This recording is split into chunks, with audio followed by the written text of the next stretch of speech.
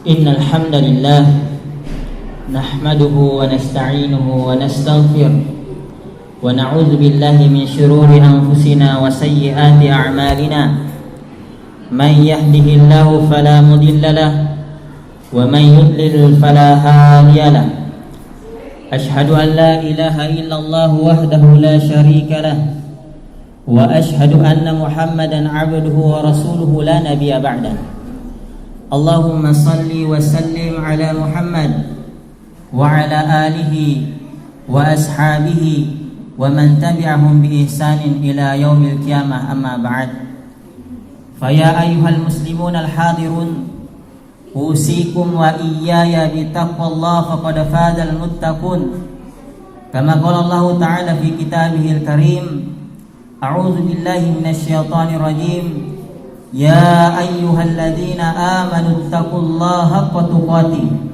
ولا تموتن إلا وأنتم مسلمون وقال أيضا يا أيها الذين آمنوا اتقوا الله وقولوا قولا سديدا يصلح لكم أعمالكم ويغفر لكم ذنوبكم ومن يطع الله ورسوله فقد فاز فوزا عظيما ثم قال أيضا في آيات أخرى ثم أورثنا الكتاب الذين اصطفينا من عبادنا فمنهم ظالم لنفسه ومنهم مقتصد ومنهم سابق بالخيرات بإذن الله ذلك هو الفضل الكبير وقال رسول الله صلى الله عليه وسلم في حديثه فإن أصدق الحديث كتاب الله وخير الهدى هدى محمد صلى الله عليه وسلم وشر الأمور محدثاتها وكل محدثة بدعة وكل بدعة ضلالة وكل ضلالة في النار.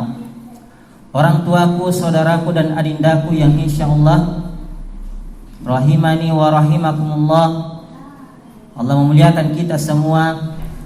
Tentunya yang pertama kita kembali mengucapkan banyak puji syukur serta bersyukur kepada Allah Subhanahu wa taala atas begitu banyak nikmat yang telah dikaruniakan kepada kita semua. Nikmat iman, nikmat kesempatan untuk hidup. Kemudian selanjutnya pada hari ini mari kita memperbanyak salawat serta salam kepada Nabi kita Muhammad sallallahu alaihi wasallam. Apakah lagi di hari Jumat ini beliau sallallahu alaihi wasallam menganjurkan kepada kita untuk memperbanyak salawat kepadanya. Dan tak lupa juga khatib berwasiat khususnya kepada diri pribadi khatib itu sendiri dan umumnya kepada jamaah Jumat yang dimuliakan Allah, yang mana wasiat ini sering kita dengarkan tiap Jumatnya, yaitu wasiat untuk meningkatkan ketakwaan kita kepada Allah Subhanahu wa taala. Karena ketakwaan merupakan bekal yang terbaik untuk menuju ke akhirat kelak. Kaum muslimin sidang jamaah Jumat yang dimuliakan Allah Subhanahu wa taala, pada kesempatan Jumat kali ini khatib akan menyampaikan salah satu firman Allah Subhanahu wa taala yang terdapat pada surah yang ke-35, yaitu surah Fatir, tepatnya pada ayat 32. Allah Subhanahu wa taala berfirman, A'udzu billahi minasyaitonir rajim. Tsumma awrasnal kitaba alladzina istafaina min ibadina faminhum zalimun li nafsihi wa minhum muqtasid wa minhum sabiqun bil khairat biidznillah dzalika huwal fadlul kabir. Terjemahannya, kemudian kitab itu kami wariskan kepada orang-orang yang kami pilih di antara hamba-hamba kami. Lalu di antara mereka ada yang menganiaya diri mereka, dan di antara mereka ada yang pertengahan, dan di antara mereka ada pula yang lebih cepat berbuat kebaikan dengan izin Allah. Yang demikian itu adalah karunia yang amat besar. Kaum muslimin sidang jamaah Jumat yang dimuliakan Allah Subhanahu wa taala, di dalam kitab tafsir Ibnu Katsir Dalam kitab tersebut beliau menjelaskan tentang ayat ini bahwasanya Allah Subhanahu wa taala ingin menyampaikan kita tentang dua hal. Yang pertama, Allah menjelaskan kepada kita tentang hamba yang dipilih oleh Allah Subhanahu wa taala untuk mendapatkan warisan yang terbesar. Kemudian penyampaian yang kedua, Allah Subhanahu wa taala ingin menjelaskan kepada kita bahwasanya di antara umat manusia atau umat Nabi Muhammad sallallahu alaihi wasallam ada 3 tingkatan atau ada 3 golongan jamaah Jumat yang dimuliakan Allah Subhanahu wa taala. Sebagaimana firman-Nya, "Tsumma awrasnal kitabal ladzina istafaina min ibadina." Kemudian kami wariskan Alkitab yang dimaksud adalah Al-Qur'anul Karim. Kepada siapa yang diwariskan jamaah yang dimuliakan Allah Subhanahu wa taala? Astafaina min ibadina, kepada hamba-hambanya yang Allah pilih. Adapun Ibnu Abbas radhiyallahu anhu mengatakan yang dimaksud dengan hamba yang Allah pilih yaitu umatnya Nabi Muhammad sallallahu alaihi wasallam, yaitu kita semua. Artinya apa? Kepada kita diwariskan Alkitab Al-Qur'anul Karim. Al-Qur'an jamaah yang dimuliakan Allah Subhanahu wa taala merupakan sumber ajaran agama kita, yaitu agama Islam. Al-Quran merupakan pedoman hidup kita agar kita bisa hidup di dunia terlebih lagi di akhirat. Al-Quran merupakan mukjizat yang paling terbesar yang dimiliki oleh Rasulullah SAW, dan Al-Quran itu masih ada di sekitar kita sekarang. Kemudian jamaah yang dimuliakan Allah Subhanahu wa taala, selanjutnya Allah menerangkan ternyata setelah Allah wariskan kepada umat Nabi Muhammad sallallahu alaihi wasallam Al-Qur'anul Karim, itu menjadi 3 golongan. Golongan yang pertama yang disebutkan oleh Allah Subhanahu wa taala, "Faminhum zalimun li nafsihi." Ada di antara mereka yang telah diwariskan, diamanahkan, diberikan Al-Qur'anul Karim, ternyata mereka menzalimi diri mereka sendiri.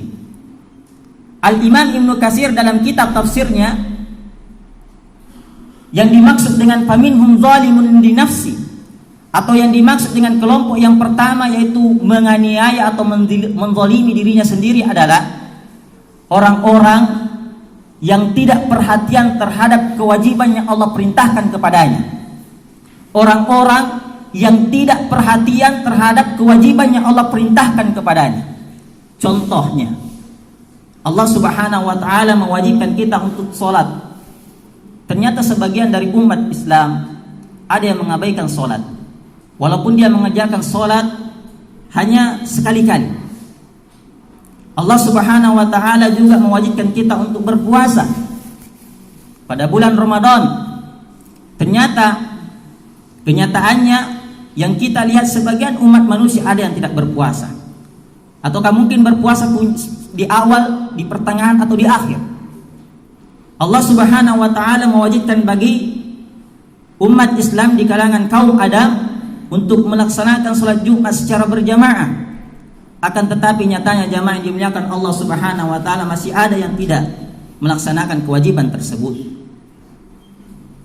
Kemudian Al-Imam Ibnu Katsir juga melanjutkan tafsirannya tentang faminhum zalimun li nafsi, orang-orang yang menganiaya atau menzalimi dirinya sendiri. Yang kedua adalah mereka gemar melakukan keharaman, mereka gemar untuk melakukan kemaksiatan. Ada yang menafsirkan faminhum zalimun li nafsi, keburukannya lebih banyak daripada kebaikannya. Itu kelompok yang pertama atau golongan yang pertama. Kemudian Allah Subhanahu wa taala melanjutkan firman-Nya, faminhum muqtasid. Dan di antara umat Islam yang telah diwariskan, diberikan Alkitab sebagai pedoman hidupnya, ternyata golongan yang kedua adalah golongan yang pertengahan. Al-Imam Ibnu Katsir juga menafsirkan yang dimaksud dengan faminhum muqtasid, yaitu kelompok yang kedua, kelompok yang berada pada pertengahan. Dia adalah orang yang menunaikan hal-hal yang diwajibkan oleh Allah Subhanahu wa taala, dan juga meninggalkan larangan Allah Subhanahu wa taala, akan tetapi kadang-kadang dia tidak melaksanakan apa yang dianjurkan. Contohnya jamaah yang dimuliakan Allah Subhanahu wa taala, orang yang muqtasid ini kelompok atau golongan yang kedua dalam pertengahan, ya, Allah Subhanahu wa taala mewajibkan kita salat 5 waktu. Yang muktasid ini mengerjakan salat 5 waktu full. Ya. Kemudian meninggalkan larangan-larangan Allah Subhanahu wa taala. Akan tetapi kadangkala yang dianjurkan oleh Nabi kita Muhammad sallallahu alaihi wasallam seperti yang kita ketahui bersama, ada yang namanya salat sunnah rawatib, 2 rakaat sebelum salat subuh. Ya. Nah, kelompok yang kedua al-muktasid ini tidak mengerjakan itu. Istilahnya amalannya biasa-biasa saja, tidak ada yang luar biasa.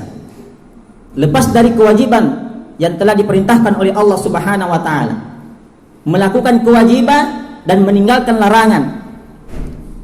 Kadang-kadang dia meninggalkan anjuran Nabi kita Muhammad sallallahu alaihi wasallam atau apa yang disunnahkan. Begitulah kita manusia jamaah yang dimuliakan Allah Subhanahu wa taala.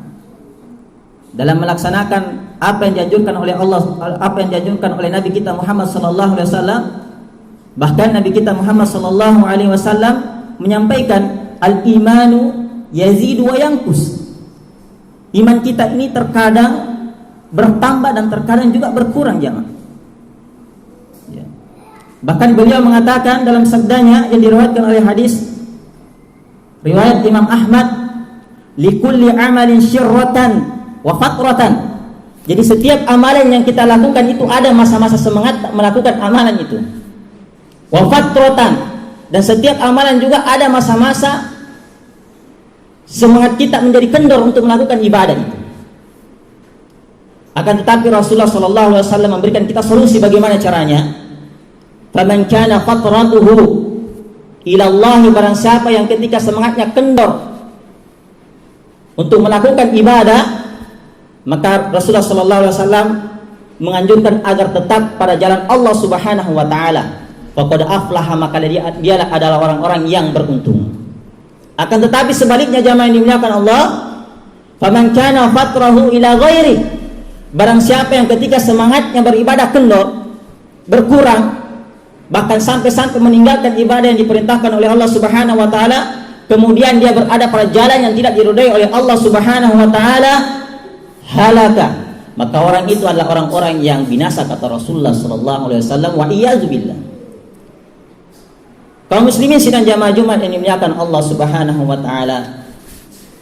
Kemudian kelompok yang terakhir inilah tingkatan yang paling tertinggi. Faminhum sabiqum bil khairat, dan di antara ada orang-orang yang diwariskan Alkitab, Al-Qur'anul Karim, kemudian mereka mengamalkan isi kandungan ayat tersebut.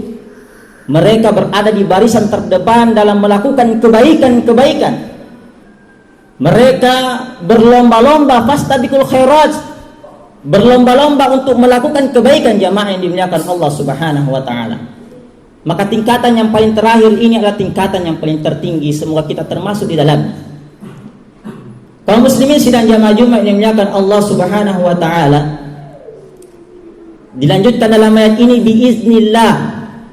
Kata-kata biiznillah dalam ayat ini agar kita tidak sombong, tidak angkuh, tidak takabur. Ketika ada seorang yang mampu melaksanakan sholat tahajud, ketika ada seorang yang mampu melaksanakan sholat duha, ketika ada seorang mampu berinfak, ketika ada seorang melakukan amalan-amalan sunnah lainnya, membaca Al-Quran dan lain sebagainya, maka itu terjadi karena izin Allah Subhanahu wa ta'ala. Bukan berarti orang yang mampu melaksanakan sholat sunnah tahajud, sholat sunnah duha, kemudian sedekah, dia hebat dengan sendirinya. Itu artinya ada campur tangan Allah Subhanahu wa ta'ala, yaitu hidayah yang Allah berikan kepadanya. Oleh karena itu jamaah yang dimuliakan Allah, bagaimana kita bisa mampu mencapai tingkat yang paling tertinggi ini? Kita berdoa meminta hidayah kepadanya. Banyak doa yang diajarkan oleh Nabi kita Muhammad sallallahu alaihi wasallam. Di antaranya Allahumma a'inni ala dzikrika wa syukrika wa husni ibadatik. Allahumma inni as'alukal huda wat tuqa wal afaf wal ghina. Kemudian dilanjutkan dalam ayat ini, zalikal fadlul kabir. Maka itulah orang-orang yang tingkatan paling tertinggi yang terakhir tadi, sabiqum bil khairat, yang selalu berada terdepan ketika melakukan kebaikan, selalu berlomba-lomba melakukan kebaikan, maka itulah mendapatkan karunia yang paling besar di sisi Allah Subhanahu wa taala. Jamaah yang dimuliakan Allah Subhanahu wa taala, pada saat ini alhamdulillah Allah Subhanahu wa taala masih memberikan kita kesempatan untuk bernafas di permukaan bumi ini sehingga kita dipertemukan pada tahun 2021 tahun Masehi.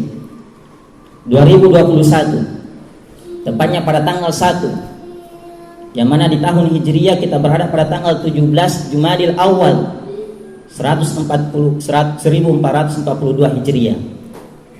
Artinya apa? Dikaitkan dengan ayat ini jamaah yang dimuliakan Allah Subhanahu wa taala. Kira-kira tahun-tahun yang kita alami, yang telah kita alami, di antara tiga kelompok ini kita termasuk di kelompok yang mana? Apa kelompok zalimun li nafsi, kelompok al-muqtasid, atau kelompok sabiqun bil khairat?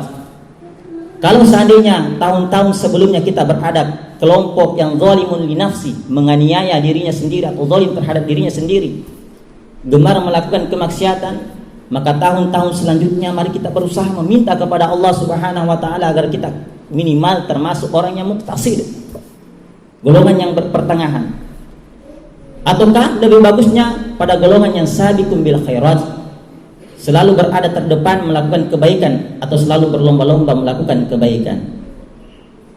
Dan jawabannya itu berada pada diri kita masing-masing. Dan kita berdoa kepada Allah Subhanahu wa taala agar kita berada pada tingkatan yang paling tertinggi sehingga dibalas oleh surganya Allah Subhanahu wa taala. Sebagaimana sahabat yang mulia Abdullah bin Abbas radhiyallahu anhu menafsirkan ayat ini, tingkatan yang pertama itu yang dimaksud adalah yang sabiqun bil khairat, dia akan masuk surga tanpa hisab. Kemudian tingkatan al-muqtasid yang pertengahan, kata Ibnu Abbas radhiyallahu anhu, dia akan masuk surga dengan hisab yang ringan. Adapun tingkatan yang zalimun li nafsi tetap masuk surga, akan tetapi lama masuk surganya, yaitu melalui dengan syafaatnya Nabi kita Muhammad sallallahu alaihi wa alihi wasallam. Barakallahu li wa lakum fil Qur'anil Karim wa nafa'ni wa iyyakum bima fihi minal ayati wal dzikril hakim wa taqabbalallahu minni wa minkum.